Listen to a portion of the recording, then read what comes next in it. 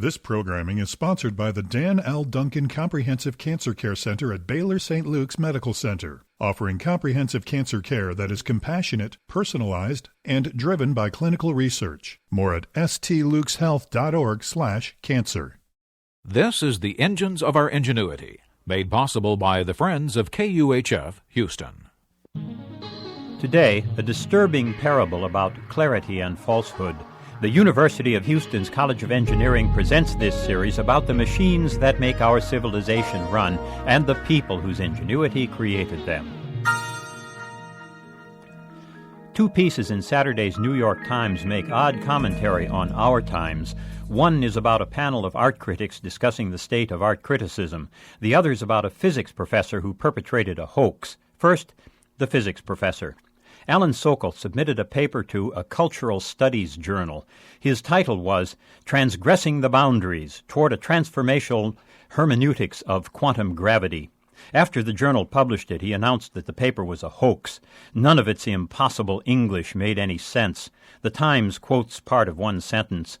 The pi of Euclid and the g of Newton are now perceived in their ineluctable historicity, and the putative observer becomes fatally decentered, disconnected from any epistemic link to a space-time point.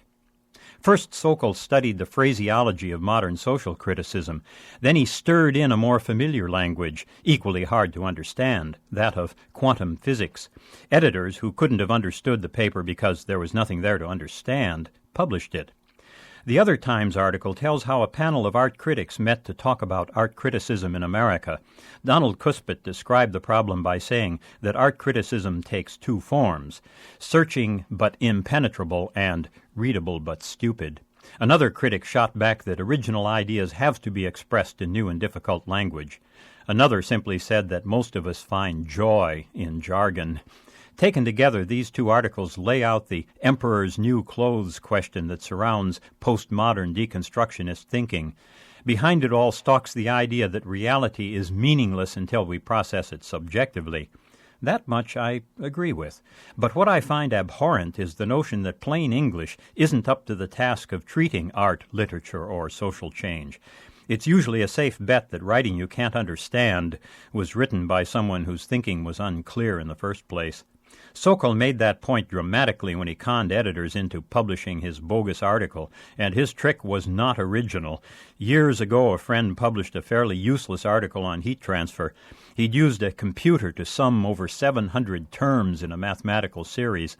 When I asked him about it, he said, "Oh, that was just a joke. I was poking fun at overblown mathematical analysis." 3 days after the story about Sokol's hoax, a 4-column op-ed article showed up in the Times. A postmodern scholar tore into Sokol for soiling the nest. The definition of fraud, he reminded us, is to go beyond error and to erode the foundation of trust on which science is built. But he was skating on hopelessly thin ice.